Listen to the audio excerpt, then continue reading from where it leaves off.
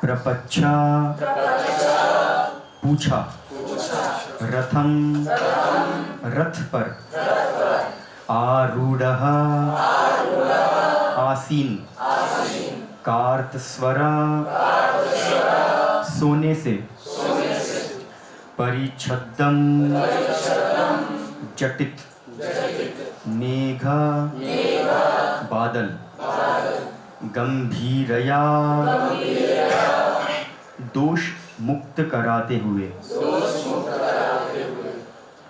वाचा वाणी, समारोपिता पूर्ण रूप से सज्जित, कारमुकः धनुष बाण। तात्पर्य शिला प्रभुपाद के द्वारा, शिला प्रभुपाद की धनुष बाण से सज्जित तथा स्वर्ण जड़ित रथ पर आसीन महाराज परीक्षित उससे मतलब शूद्र से मेघ के समान गर्जना करने वाली गंभीर वाणी से बोले।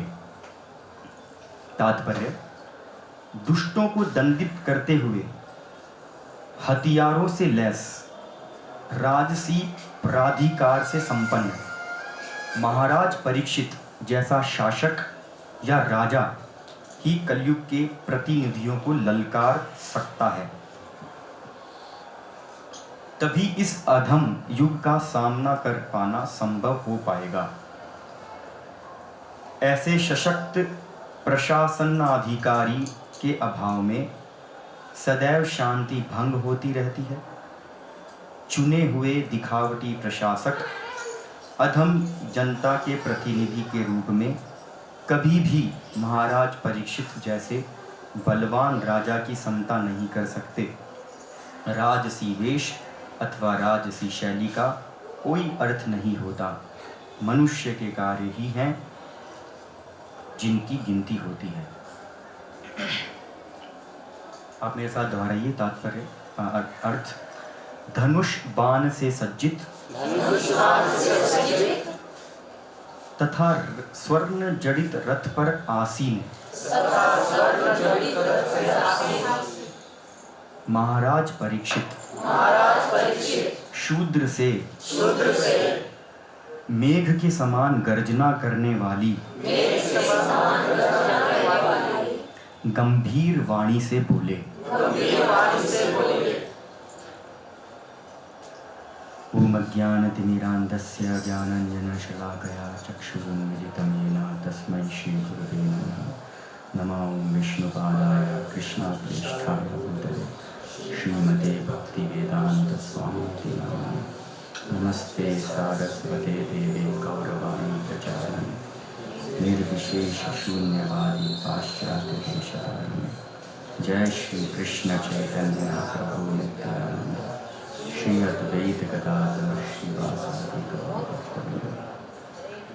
हरे कृष्णा कृष्णा कृष्णा हरे हरे, हरे राम राम।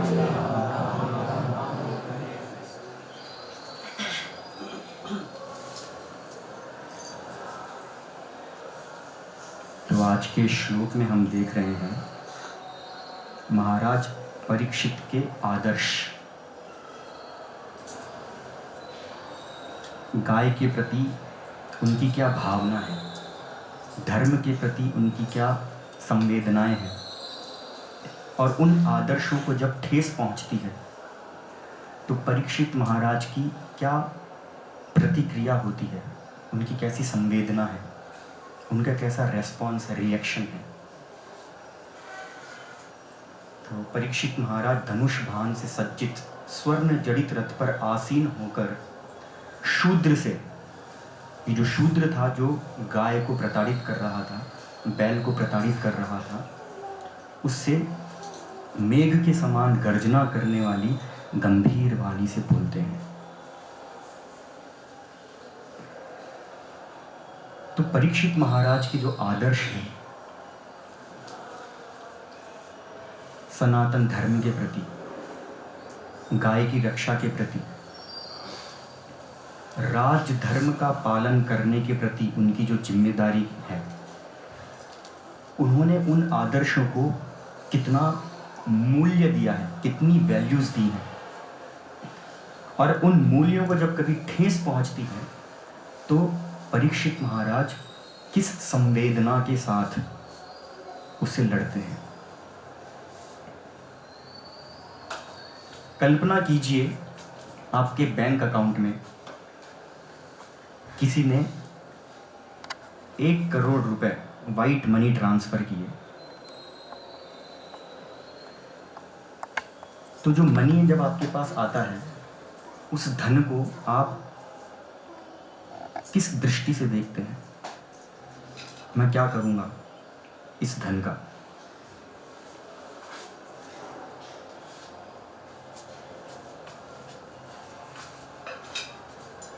भोगी अलग दृष्टि से देखता है, त्यागी का दृष्टि अलग होगा, ज्ञानी की दृष्टि अलग होगी। जो त्यागी होगा उसको कुछ मतलब नहीं है धन से, लेकिन जो भोगी है उसको तो बहुत कुछ भोगना है अपने जीवन में। उसको वर्ल्ड टूर पे जाना है, स्विट्ज़रलैंड की ट्रिप में जाना है, नई गाड़ी खरीदनी है। जो रोगी है, रोगी कैसे देखेगा? जो उसके जीवन में जो कष्ट हैं, कष्टों को दूर करने के लिए उस धन को देखेगा। मेरे शारीरिक जो परेशानियां हैं इसमें मैं पैसा लगाऊंगा, ये सामाजिक जो कष्ट हैं उनको दूर करूंगा, जो मेरे पे लोन है उस लोन को चुकाऊंगा। तो किस दृष्टि से आप किसी वस्तु विशेष को देखते हैं और फिर कैसे आप उस पर प्रतिक्रिया करते हैं? किसी को धन दिखता है, सोचता है मैं बड़ा घर बनाऊंगा, लेकिन जब भक्त के पास इतना पैसा आता है तो वो सोचता है मैं भगवान के लिए बहुत ही सुंदर भव्य मंदिर बनाऊंगा। क्या वैल्यू है? आदर्श क्या है? उन आदर्शों पे व्यक्ति अपना जीवन जीता है, और फिर उनके आदर्शों को जब ठेस पहुंचती है तो उन आदर्शों पे वो कितना स्ट्रांग खड़ा है वैसी वो प्रतिक्रिया करता है। तो नरोत्तम दास ठाकुर क्या बोलते हैं? वो अभिलाषा करते हैं, ना मुझे धन चाहिए, ना दौलत, ना ऐश्वर्य, लेकिन मेरे ठाकुर जी के लिए मुझे सब कुछ चाहिए। राधा कृष्ण प्राण मोरा जुगल किशोर, जीवने मरने गति आर नाही मोर, कालिंदी रकुले केली कदंबर वना, रतन बेदीर ऊपर बुसाबो दुईचाना। क्या इच्छा करते हैं वो? रत्नों से जड़े हुए सिंहासन पर मेरे प्राणनाथ राधा कृष्ण जुगल किशोर को मैं बैठाना चाहता हूँ और उनका श्रृंगार करना चाहता हूँ, उनकी सेवा करना चाहता हूँ। आदर्श एकलह ईश्वरः कृष्ण आर सब भृत्या, ये भक्त के आदर्श होते हैं। भगवान भगवद गीता में बोलते हैं भोक्तारम यज्ञ तपसाम सर्वलोक महेश्वरम सुहृदम सर्वभूतानाम ज्ञात्वा माम शांतिम रिच्छति। अगर शांति चाहिए तो शांति का मूल मंत्र भगवान ने भगवद गीता के 5वें अध्याय श्लोक संख्या 29 में दिया है। पीस फॉर्मूला, किस प्रकार से शांति प्राप्त हो सकती है।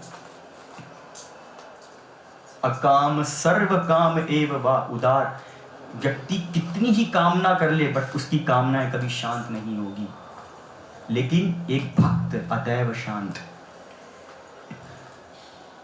आदर्श, आपने कैसे आदर्श अपने जीवन में स्थापित किए हैं, उन आदर्शों पे आप कैसा जीते हैं, और उन आदर्शों को जब ठेस पहुंचती है तो आपके जीवन में कैसी रिएक्शंस होती हैं, वही आपके जीवन को डिफाइन करती है, वही आपके जीवन को डिफाइन करती है। धन जीवन यौवन राज्य सुखम नहीं नित्यम अनुक्षणम नाश परम। धन जीवन यौवन सामान्यतः 99% व्यक्तियों को चाहिए, और धन जीवन, अच्छा जीवन, हेल्थ इज वेल्थ, अच्छा यूथ, कौन नहीं चाहेगा, सब चाहेंगे। लेकिन अगर आपको ये चाहिए, कुछ भी अगर चाहिए तो कुछ देना पड़ेगा। कुछ भी अगर चाहिए तो कुछ देना पड़ेगा। एक बार एक ऋषि थे, तो ऋषि बैठकर भगवान का ध्यान कर रहे थे, तपस्या कर रहे थे। वृंदावन के यमुना के तट के किनारे कदम के वृक्ष के नीचे बैठकर भगवान राधा कृष्ण का ध्यान कर रहे हैं। और ध्यान करते हुए उनको किसी ने देखा। एक सांसारिक व्यक्ति, लेकिन ये सांसारिक व्यक्ति थोड़ा दम्भी था, अपने धन पर बड़ा अहंकार था। तो उसको लगा चलो इस साधु की, महात्मा की थोड़ी मैं सहायता कर देता हूँ। भरे जंगल में ऐसे बैठा है, कुछ कुटिया बना देता हूँ इसके लिए। तो जब व्यक्ति साधु के पास आता है तो साधु को बताता है कि आप जंगल में ऐसे बैठ के की तपस्या क्यों कर रहे हैं।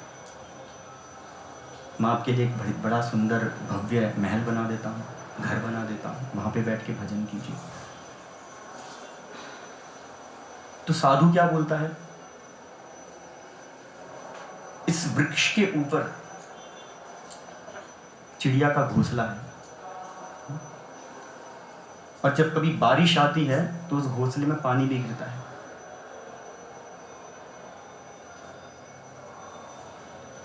कुछ लोग तो घोंसले को क्योंकि फल तोड़ने के लिए आते हैं तो उसको हटा भी देते हैं। लेकिन भगवान की कृपा से मैं तो एक वृक्ष से दूसरे वृक्ष पे जा सकता हूँ। भगवान ने 2 पांव दिए हैं, तो मैं बिल्कुल संतुष्ट हूँ। घर में बैठकर भी क्या करूँगा, भगवान का नाम ही जप करूँगा। तो आदर्श, कैसे आदर्श व्यक्ति अपने जीवन में स्थापित करता है, वही निर्धारित करते हैं व्यक्ति का जीवन कितना सरल होगा, कितना सुखद होगा, कितना आनंदमय होगा। यह शास्त्र विधिम उत्सृज्या यजते कामकारतः, यह शास्त्र विधिम उत्सृज्या यजते कामकारतः। जो व्यक्ति शास्त्र विधि को उत्सृज्या मीन्स शास्त्रों के बताए गए अनुसार जीवन नहीं जीता है और अपने अनुसार अपना जीवन यापन करता है, उसको लगता है भगवत गीता पढ़कर क्या होगा, भागवतम पढ़कर क्या होगा, मेरा जीवन, मेरा ब्रेन, मेरी सोच, मेरी अंडरस्टैंडिंग, मेरे विचार, मेरे अनुसार मैं मेरा जीवन जीऊंगा, मैं किसी का सुनूंगा नहीं। जिसको जैसा लगता है वैसा करना चाहिए।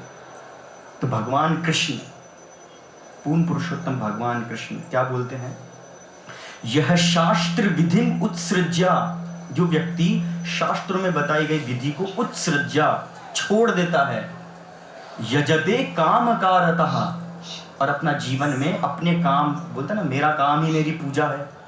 भगवत गीता पढ़ने से क्या होगा, कर्म करो, कर्म ही पूजा है। तो व्यक्ति भगवत गीता बताए अनुसार कर्म को नहीं समझता है और बोलता है मेरा कर्म ही मेरी पूजा है। यह शास्त्र विधिम उत्सृज्या यजते कामकारतः। तो भगवान कृष्ण ने अपना मत दिया है, अपना ओपिनियन दिया है। क्या है उनका मत, न स सिद्धिं अवाप्नोति, उसके कार्य में उसको कभी भी सिद्धि नहीं मिलेगी, परफेक्शन अचीव नहीं करेगा, कुछ ना कुछ कमी हमेशा होगी जिसकी वजह से वो डिस्टर्ब रहेगा। चाहे वो एक छोटा सा व्यापारी हो, चाहे बड़े से बड़ा मल्टी बिलियनियर हो, उसको कभी भी सेटिस्फैक्शन नहीं मिलेगा, सिद्धि नहीं होगी। न स सिद्धिम अवाप्नोति न च सुखम, ना सुख, सुख की तलाश में भागता रहेगा। शिला प्रभुपाद जी जब अमेरिका गए तो एक रिपोर्टर ने प्रभुपाद जी से पूछा कि महाराज जी आप यहाँ पर आए हैं, हमसे क्या लेने आए हैं। तो महाराज जी, प्रभुपाद जी ने उत्तर दिया, अमीर देता है और गरीब लेता है। मैं आध्यात्मिक धन का धनाढ्य हूं, मैं आपसे कुछ लेने नहीं आया हूं, मैं आपको कुछ देने आया हूं। आप आध्यात्मिक दृष्टि से बहुत गरीब हैं, इसलिए आपके जीवन में इतनी भौतिक सुविधाएं होने के बाद भी क्यों इतने अमेरिकन्स, यूरोपियंस, आज का यूथ इतना फ्रस्ट्रेटेड है, डिस्टर्ब्ड है, परेशान है? क्योंकि आत्मा भूखी है रियल फूड के लिए। तो आदर्श स्थापित किए हैं भगवान ने, हमें जीवन किस प्रकार से जीना है, और उस प्रकार से जिया हुआ जीवन हमेशा व्यक्ति प्रसन्न रहेगा। तो कृष्ण होने को तो परम पुरुषोत्तम भगवान है, लेकिन गोकुल में नंद बाबा के छोटे ग्वाल बाल। तो नंद बाबा कृष्ण को बोलते हैं, कृष्णा, छोटे से कृष्णा जाओ मेरे लिए मेरी चप्पल लेकर आओ। तो छोटे से बाल गोपाल कृष्ण और नंद बाबा के खड़ाऊ बहुत भारी। तो भगवान कृष्ण खड़ाऊ को उठाते हैं अपने सर पे रख के और नंद बाबा के लिए लेके आते हैं। और वहीं यशोदा मैया बोलती है, कृष्णा थोड़ा मेरे लिए एक चेयर लेकर आओ। तो कृष्णा कोशिश करते हैं, चेयर हिलती नहीं है कृष्णा से, बट प्रयास करते हैं हिलाने का। भगवान जिनकी शक्ति से, केवल उनकी दृष्टि मात्र से बड़े बड़े ब्रह्मांड ग्रह वायुमंडल में धूल के कणों के समान तैर रहे हैं, और भगवान वहां पर एक चेयर को हिलाने का प्रयास कर रहे हैं, हिल नहीं रही। भगवान की लीला है, लेकिन भगवान क्या सिखा रहे हैं? आज्ञा। अगर आपको आपके जीवन में आशीर्वाद चाहिए, अगर आपको आपके जीवन में दूतो नाव पूतो फलों का आशीर्वाद चाहिए, बड़े बोलते हैं दूतो नाव पूतो फलों, बड़ा समृद्धि चाहिए, धन चाहिए, यौवन चाहिए, शांति चाहिए, सबको चाहिए, लेकिन भगवान क्या बोलते हैं? No pain no gain. कुछ भी गेन करना है, कष्ट लेना, यही संसार का नियम है, इस संसार का नियम है। और भगवान बचपन से स्वयं सिखाते हैं कैसे जीवन जीना है, देख के जीवन सीखते हैं। तो जीवन में कष्ट एक बुद्धिमान व्यक्ति भी लेता है, और कष्ट एक मूर्ख व्यक्ति भी लेता है। मूर्ख व्यक्ति कष्ट कैसे लेगा? एक बंजर जमीन पर जब वो बीज बोता है, एक ऐसी जमीन जहां पर बीज को कितना ही पानी डालो उससे कभी भी वो बीज, वो फ्रक्टिफिकेशन नहीं आएगा, अंकुरित नहीं होगा। तपस्या किस प्रकार से करनी, यह भगवान हमें भगवत गीता में बताते हैं।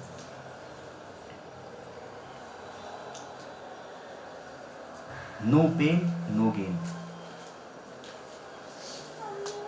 भगवत गीता के 3 अध्याय में अगर आप देखेंगे, बहुत बार देखिए राजा परीक्षित को एक गाय को कष्ट देना उनको सहन नहीं हो रहा है। एक ये कॉन्ट्रास्ट है। 2 कॉन्ट्रास्ट देखिए, एक अर्धरात्रि का घनघोर काला अंधेरा और एक दोपहर का मध्याह्न का तेज उजाला, ऐसे 2 कॉन्ट्रास्ट। एक कॉन्ट्रास्ट है राजा परीक्षित, जिन्हें गाय का कष्ट सहन नहीं हो रहा है, एक गाय का कष्ट सहन नहीं हो रहा है। और दूसरा कॉन्ट्रास्ट देखिए, जहां पर हजारों गायें प्रतिदिन कट रही हैं। आदर्श होंगे, लेकिन कष्ट और वेदना कितनी है। लोगों के आदर्श हैं मेरी बात, मेरी सोच।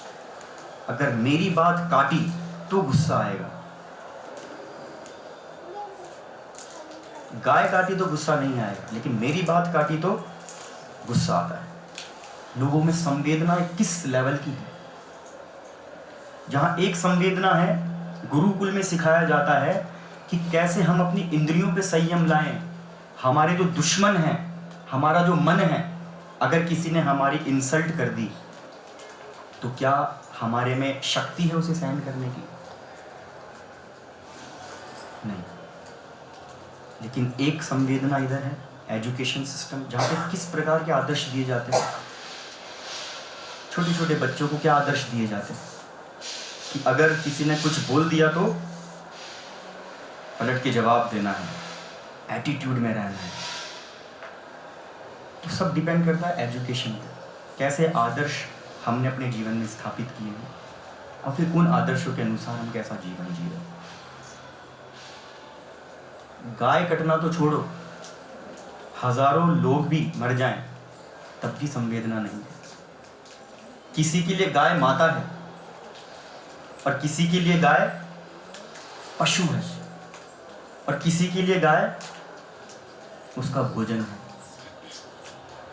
सब निर्भर करता है व्यक्ति ने अपने जीवन में किस प्रकार के मूल सिद्धांत स्थापित किए। तो गाय क्यों इतनी महत्वपूर्ण बताई गई है, इसका बहुत सारे उदाहरण हैं। एक एग्जाम्पल देता हूं, क्योंकि अगर गाय पे ही अगर हम चिंतन करें तो हम बहुत घंटों बात कर सकते हैं। लेकिन एक बात, वर्णाश्रम, वर्ण और आश्रम के अनुसार एक समय था जब गायों की रक्षा होती थी। गाय जब दूध देती है, जो गाय का जो दूध होता है वो हमारे मस्तिष्क में विशेष प्रकार के ब्रेन सेल्स को डेवलप करती है और ये ब्रेन सेल्स हमें आध्यात्मिक सब्जेक्ट मैटर समझने में हेल्प करते हैं। इसलिए गाय का दूध हम और किसी पशु के दूध से रिप्लेस नहीं कर सकते। ये प्रकृति बनी ही ऐसी है, भगवान ने प्रकृति बनाई ऐसे। भगवान ने अमृत भी बनाया है तो विष भी बनाया है। कोई पूछ सकता है गाय का मिल्क ऐसा क्यों है? अब इसका आंसर हम नहीं दे सकते, इसका आंसर आप कृष्ण से ही पूछिए। क्यों गाय इतनी स्पेशल है, क्यों बकरी इतनी स्पेशल नहीं है? इसका मतलब ये नहीं कि हम बकरी, कुत्ता, बिल्ली इनका रेस्पेक्ट नहीं दे करते। सनातन धर्म यही सिखाता है, भगवान सिखाते हैं कि हमें हर एक व्यक्ति के प्रति संवेदना होनी बहुत जरूरी, हर एक प्राणी के प्रति संवेदना होनी बहुत जरूरी है। जैसे एक माँ अपने बच्चे के प्रति कितनी संवेदनशील रहती है, वहां पर माँ को अपनी जिम्मेदारी नहीं दिखती है, वहां पर माँ को अपना स्नेह दिखता है। स्नेह और जिम्मेदारी दो अंतर चीज है। माँ को अपना स्नेह दिखता है वहां पर, लेकिन उसी माँ को पड़ोसी के बच्चे पे इतना स्नेह नहीं दिखेगा।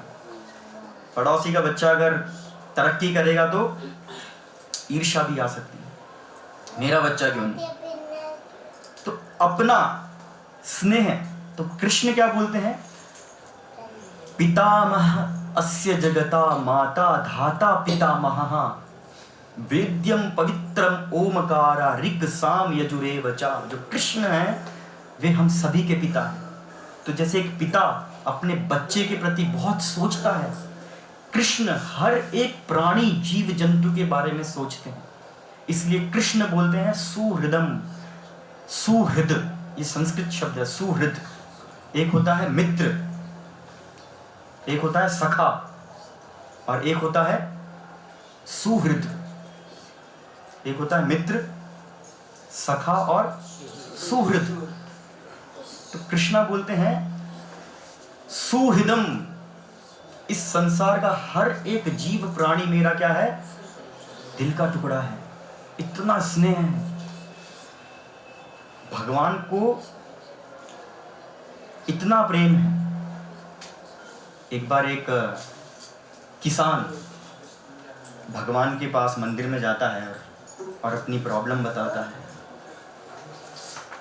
कि प्रभु गरीबी बहुत ज़्यादा है, घर में बड़ा कष्ट है और मेरी 4 पुत्रियां हैं, उनका विवाह करना है, और अगर मेरे खेत में इस बार अच्छी खेती नहीं हुई, घर में धन नहीं आएगा, तो बच्चों का भविष्य भी बहुत कष्ट में है, थोड़ा हेल्प कीजिए।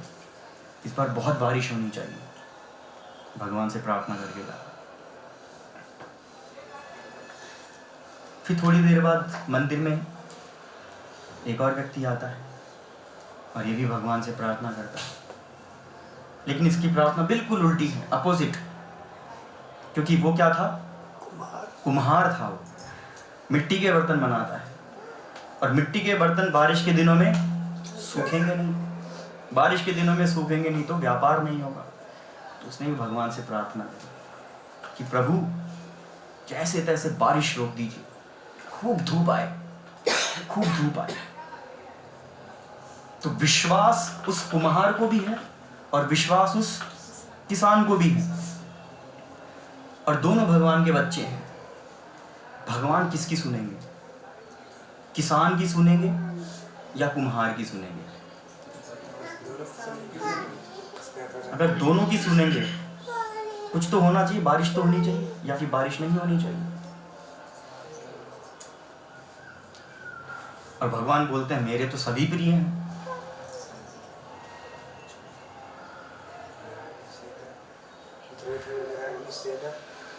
को साथ दिए थे भगवान, हाँ, दोनों को साथ दिए ना, इसमें आगे पीछे जाने का उसका अनुभव करा। भगवान परफेक्ट, बिल्कुल।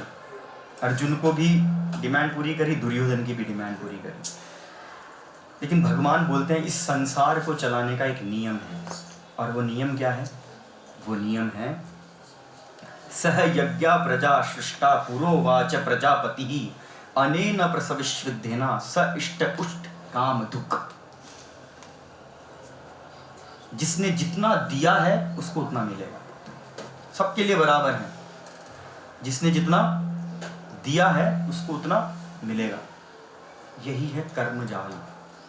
इस संसार में आप देखेंगे कोई व्यक्ति बहुत ही सुंदर है और कोई व्यक्ति दिन रात एक करता है ब्यूटी पार्लर पे, हेयर ड्रेसर पे जाकर, मैं वैसा हैंडसम क्यों नहीं। कोई व्यक्ति बहुत मेहनत करता है धनोपार्जन के लिए, दिन रात 8-8, 10-10 घंटे गाड़ी कार चलाता है, और कोई किसी मल्टी बिलियनियर के घर पे जन्म लेता है विद सिल्वर स्पून। ये जो पक्षपात है, जो हमको लगता है पक्षपात नहीं है, भगवान बोलते हैं कर्मजाल। जिसने जितना दिया है उसको मिलेगा, निश्चित रूप से मिलेगा। देने में क्या होता है? पेन होता है। देने में जब पेन होता है तो फिर लेना सब चाहते हैं, गाय का दूध सब चाहते हैं, लेकिन गाय की सेवा बड़ा मुश्किल है, बहुत ही मुश्किल है, निश्चित रूप से बहुत मुश्किल है। सबके घर में दूध आता है, किसके घर में दूध, किसके से घर में दूध आता है? हाथ ऊपर कीजिए। दूध सब पीते हैं, पर गाय की सेवा कितने लोगों ने करी? बहुत कम रेशो देखिए। दूध सब चाहते हैं बट सेवा नहीं होती। आज की करंट स्थिति में, आज के करंट परिवेश में अगर हम बात करें कि हम क्या कर रहे हैं गायों के लिए, इतनी गायें कट रही है, हम क्या कर रहे हैं, कितना कष्ट ले रहे हैं, क्या कर रहे हैं? हम वो कर रहे हैं जो चैतन्य महाप्रभु ने दिया है। समय काल और परिस्थिति के अनुसार सबसे बेस्ट वेपन कौन सा लगना चाहिए? जब युद्ध होता है तो युद्ध में इमरजेंसी के टाइम पे आपका कौन सा वेपन किस समय पे छूटना चाहिए ताकि आप उस युद्ध को जीते। कलयुग एक ऐसी स्थिति है अभी, इस कलयुग में गाय तो छोड़ो, इंसान को बचाना मुश्किल है। व्यक्ति गाय तो छोड़ो, इंसान को नहीं छोड़ रहा है। अगर आप कुछ कंट्रीज में जाएंगे, वहाँ पर ऐसे ऐसे रेस्टोरेंट्स आपको मिलेंगे जहाँ पर सबसे महंगी रेसिपी आपको मिलेगी, ह्यूमन फीटस। तो व्यक्ति की सोच किस लेवल तक पहुँच गई। इस कलयुग में हम क्या करें जिसमें हमारा भी भला और सबका भला हो, वो है श्री चैतन्य महाप्रभु ने दिया है। कली काले कृष्ण रूप नाम अवतार, भगवान कृष्ण के नाम का जप गाय के कल्याण के लिए ही नहीं, संपूर्ण प्रजा के कल्याण के लिए ये चैतन्य महाप्रभु की विशेष कृपा है। यारे देखो तारे कहो कृष्ण उपदेश। हमेशा भगवान का नाम जप कीजिए। ये जो जिह्वा जो भगवान ने हमें दी है, मनुष्य जीवन में इस जिह्वा का उपयोग कैसे करना है बहुत मैटर करता है। इस जिह्वा से मैं गाली भी बक सकता हूँ और इस जिह्वा से मैं भगवान का गुणगान भी कर सकता हूँ। इस जिह्वा से मैं इधर उधर की फालतू की बातें भी कर सकता हूँ। ये एक जीभ है, ये एक जीभ क्या करवा सकती है। एक देश के प्रेसिडेंट ने कुछ गलत बोल दिया, दूसरे देश के प्रेसिडेंट को सहन नहीं हुआ, तो उनके आदर्श देखिए। फिर गाय तो छोड़ो, हजारों लोग भी मरे, परवाह नहीं लगे, उनके लिए गाजर मूली कटने जैसा है। तो जीभ, इस जीभ पे हमारा कितना संयम है। हमें अपने अगर आदर्शों को समझना है तो शास्त्रों के अनुसार अपना जीवन यापन करना है, और वैसे ही अपने जीवन को हम सुखमय बना सकते हैं।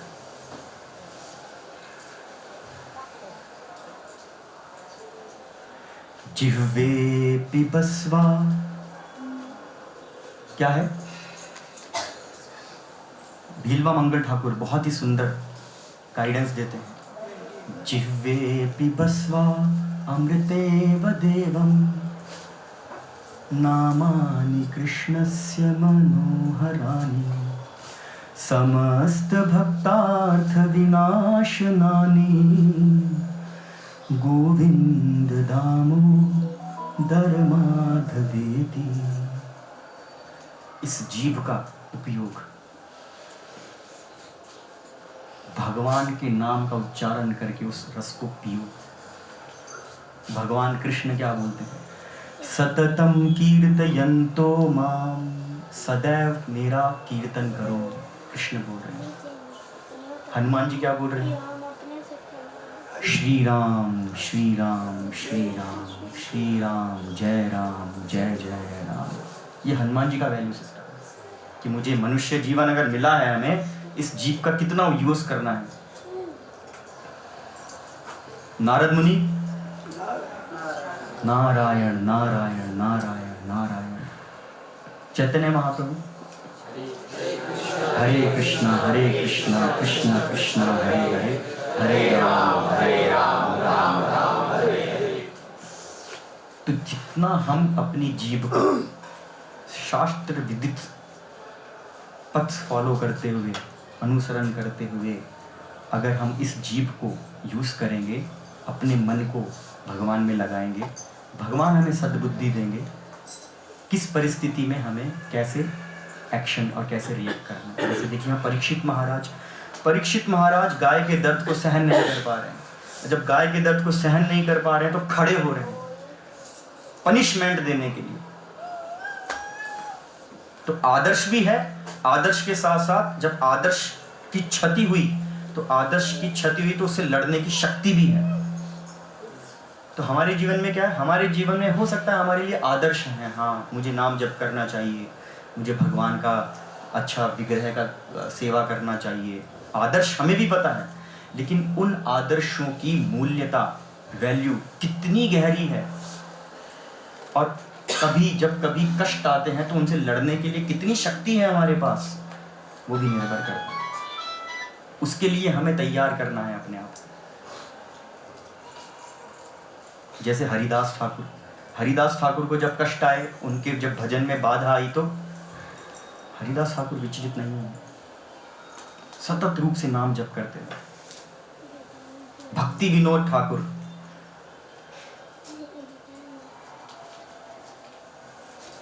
जगन्नाथपुरी मंदिर में मजिस्ट्रेट थे, न्यायालय, उस न्यायालय में न्यायाधीश थे। और उस समय उड़ीसा में एक योगी था जो लोगों को चीटिंग करता था। क्या चीटिंग करता था? उसके पास कुछ शक्तियां थी और शक्तियों के माध्यम से कुछ वो चमत्कार दिखाता था। तो चमत्कार जब लोग देखते थे, भोले भाले लोग, तो स्वाभाविक है चमत्कार को नमस्कार लोग बोलते हैं, लोग झुक जाते हैं, लोग उसकी पूजा करने लग जाते हैं। और उसने बोला कि मैं भगवान हूँ। तो जब लोगों ने उसकी पूजा करने लगे योगी की, तो उस योगी ने डिक्लेयर कर दिया, ब्रिटिश राज जब ब्रिटिश राज चल रहा था, तो ब्रिटिश राज में उसने इवन जो ब्रिटिशर्स थे उनके नाक में भी दम कर दिया कि यहाँ पे ब्रिटिश राज नहीं चलेगा, यहाँ पे मेरा राज चलेगा। तो इन ब्रिटिशर्स ने भक्ति विनोद ठाकुर से विनती करी, बिकॉज उस समय भक्ति विनोद ठाकुर बहुत ही पहुँचे हुए, बहुत ही रेस्पेक्टेड पर्सनैलिटी थे और उनको शास्त्रों में, धर्म में बहुत ही गूढ़ नॉलेज थी, बहुत अच्छे स्पीकर थे और चीज़ों को बहुत अच्छे से हैंडल करते थे। तो ब्रिटिश राज ने भक्ति विनोद ठाकुर को ये जिम्मेदारी दी, आप इससे डील कीजिए। तो भक्ति विनोद ठाकुर इस योगी के पास जाते हैं, भीष्मक सेन, और बोलते हैं कि आप क्यों ऐसा कर रहे हैं, क्योंकि वो गांव के जो भोले भाले लोग हैं वहाँ पर वो भागवत सप्ताह करता और रास लीला करता, वहाँ के लोगों को भटकाता। तो भक्ति विनोद ठाकुर बोलते हैं आप ऐसा क्यों कर रहे हैं? ये पास में ही जगन्नाथपुरी मंदिर है, भगवान जगन्नाथ जी के दर्शन कीजिए और जगन्नाथ जी की कृपा प्राप्त कीजिए, भक्ति विनोद ठाकुर बोलते हैं। तो योगी क्या बोलता है, जगन्नाथ वो लकड़ी की मूर्ति। और ऐसा जब भक्ति विनोद ठाकुर ने सुना, तो भक्ति विनोद ठाकुर के आदर्श तो है ही है, आदर्श के साथ आदर्श को क्षति पहुंची। तो भक्ति विनोद ठाकुर ने जो निर्णय किया कि या तो मैं रहूंगा या ये, वो खड़े हो गए। पूरा गांव, हर एक व्यक्ति ने बोला कि ये भगवान है, इनको जेल में मत डालो। क्या बोले? भगवान है। लोग डरते हैं। तो भक्ति विनोद ठाकुर बोलते हैं भले ही मैं मर जाऊं, लेकिन इस पाखंडी को दंड जरूर मिलना चाहिए। उस योगी के पास शक्तियां थी और शक्तियों में फिर भक्ति विनोद ठाकुर के घर में उसने कुछ ऐसा मैजिक किया कि काला जादू किया कि लोगों को बड़ा कष्ट होने लगे। उनके घर में जो उनकी पुत्री थी, बहुत बुखार हो गया, भक्ति विनोद ठाकुर को बुखार हो गया, लेकिन भक्ति विनोद ठाकुर तब से मस नहीं है। और भक्ति विनोद ठाकुर, योगियों की शक्ति क्या होती है? उनके बालों में होती है। तो किसी कांस्टेबल का हेल्प लेकर भक्ति विनोद ठाकुर ने उसके बाल काट दिए, उसकी शक्तियाँ चले गई। थोड़े दिनों बाद जो भगवान थे योगी, उन्होंने सुसाइड कर लिया। तो कहने का मतलब है, जब कष्ट आते हैं जीवन में हमारे आदर्शों पे, क्या हम लड़ने के लिए तैयार हैं? हमें बहुत स्ट्रांग होना। तो मोबाइल सबसे बड़ा कष्ट है। मोबाइल अच्छे से हम भजन कर लिए हैं, जब जाएंगे मोबाइल ऑन करेंगे तो बहुत सी प्रतिकूल हवाएं चलेंगी। उन प्रतिकूल हवाओं में अगर हम भी बह रहे हैं, और जब बह रहे हैं, थोड़ा हमने भक्ति में बहे, फिर हम थोड़ा माया में बहे, तो इसका मतलब हम आदर्श की वैल्यू तो है, लेकिन इतनी वैल्यू नहीं है। दूध मीठा तो है, लेकिन दूध को क्या करना है? और उबालना है। जितना उबालेंगे क्या होगा? उबलते उबलते दूध क्या बनेगा? मक्खन नहीं बनेगा, खोआ भी नहीं बनेगा, उबलते उबलते रबड़ी बनेगी। एक रबड़ी का स्वाद है, एक केवल एक बार उकाली के दूध का स्वाद है, फर्क तो पड़ता है। तो ऐसे ही भक्ति में हमारे आदर्श, और इन आदर्श के प्रति हम कितने सीरियस हैं, वो हमें अपने जीवन में उतारना है। हमारे आचार्यों का पालन करके, समय की वैल्यू को समझते हुए, समय को वेस्ट नहीं करना है। एक एक क्षण, हनुमान जी बोलते हैं मेरे जीवन में सबसे बड़ी आपत्ति है, सबसे बड़ी विपदा है अगर मैंने एक क्षण भी भगवान राम को भूला ना। मैं सोचता हूं कि मेरे जीवन में बहुत बड़ा लॉस हो गया। जैसे किसी व्यापारी को लाखों रुपए का अगर लॉस हो जाए, कितना कष्ट होगा। हनुमान जी बोलते हैं एक क्षण भी अगर मैं भूलता हूं भगवान राम। मनुष्य जीवन में भगवान ने सबसे महत्वपूर्ण पूंजी हमें दी है, समय, और ये बुद्धि। इस बुद्धि को सही तरीके से, समय का सही उपयोग करें, और भगवान के नाम का जप करें। परेशानियां सबके साथ आएंगी, लेकिन हमें ऐसे ही खड़ा होना है जैसे राजा परीक्षित खड़े हुए, जब उनके मूल्य सिद्धांतों के प्रति जब प्रॉब्लम आई। क्योंकि एक राजा होता है, राजा, राज ऋषि, राज ऋषि अपनी प्रजा को, प्रजा मतलब जैसे एक परिवार में एक पिता अपने परिवार के लिए कितना सोचता है, सुबह जाता है, मेहनत करता है, परिवार चलाता है। ऐसे एक राजा वो होता है जो पूरी प्रजा को अपना परिवार समझे, खुद कष्ट भोग ले लेकिन प्रजा के किसी भी एक व्यक्ति को कष्ट ना आए, उसको बोलते हैं राज ऋषि। इसीलिए भगवान भगवत गीता में बोलते हैं नराणाम, नरों में मैं क्या हूं? नरेंद्र हूं। इतने सारे मनुष्यों में जो व्यक्ति राजा बना है वो मेरा प्रतिनिधित्व करता है, इसलिए राजा का सम्मान है। उस राजा का सम्मान है जो राज ऋषि, जो भगवान के पथ पे चलता है।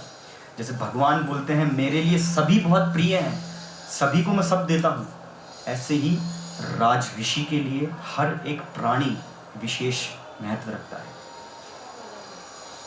तो ये परीक्षित महाराज को जो क्रोध आया और गंभीर वाणी में उन्होंने अभी शूद्र को पनिशमेंट देने के लिए वो खड़े हुए हैं। अब आगे क्या चर्चा होती है, उनमें क्या वार्तालाप होते हैं, ये हम आगे की क्लास में डिस्कस करेंगे। मैं अपनी वाणी को यही विराम दूंगा। अगर आपके कुछ प्रश्न हैं तो पूछ सकते हैं। हरे कृष्णा। श्रील प्रभुपाद की, श्रीमद् भागवतम की, हरिनाम संकीर्तन की, हृदय गौर प्रेमानंदे हरे। प्रभु जी, पूर्ण पुरुषोत्तम का क्या मतलब है? पूर्ण पुरुषोत्तम, देखिए पुरुष है और पुरुषों में उत्तम भगवान कृष्ण जिनको बोला गया है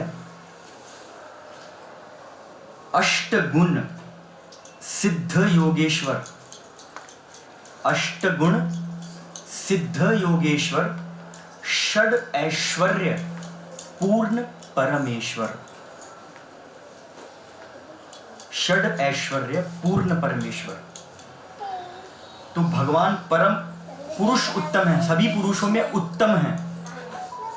कैसे उत्तम है कि भगवान के पास अष्ट गुण हैं, ऐसे गुण जो इस पूरे भौतिक संसार में किसी भी पुरुष, किसी भी स्त्री, किसी भी व्यक्ति विशेष प्राणी में नहीं मिलेंगे आपको। अष्ट गुण और अष्ट सिद्धि, पहले अष्ट गुण डिस्कस करेंगे, फिर अष्ट सिद्धि और फिर 6 ऐश्वर्य। 8 और 6 24 अष्ट गुण। क्या है वो 8 गुण जो आप देख नहीं सकते, जो आप कंसीव नहीं कर सकते? भगवान को ना भूख परेशान करती है ना प्यास।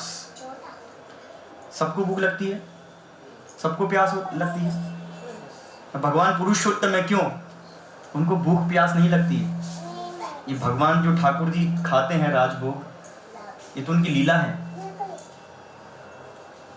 भगवान को ना भूख लगती है ना प्यास, ना भगवान को किसी प्रकार का शोक है। हम में से कोई ऐसा व्यक्ति जिसको कभी जीवन में शोक नहीं आया? शोक तो आता ही है कभी कभी, अवसाद, कष्ट। ना शोक है, ना भूख, ना प्यास, ना शोक, ना बुढ़ापा। भगवान कभी बूढ़े नहीं होते। 4 हुए, 4 और बचे। क्या है? ना भगवान कभी शरीर त्यागते हैं। इस संसार में ऐसा कोई व्यक्ति नहीं है जो बोले कि मैं हमेशा जीवित रहूंगा। आजकल मॉडर्न साइंस प्रयास कर रही है, लोग अपनी बॉडी को प्रिजर्व रखने के लिए करोड़ों रुपए दे रहे हैं। अमेरिका में ऑलरेडी स्टार्ट हो गया है।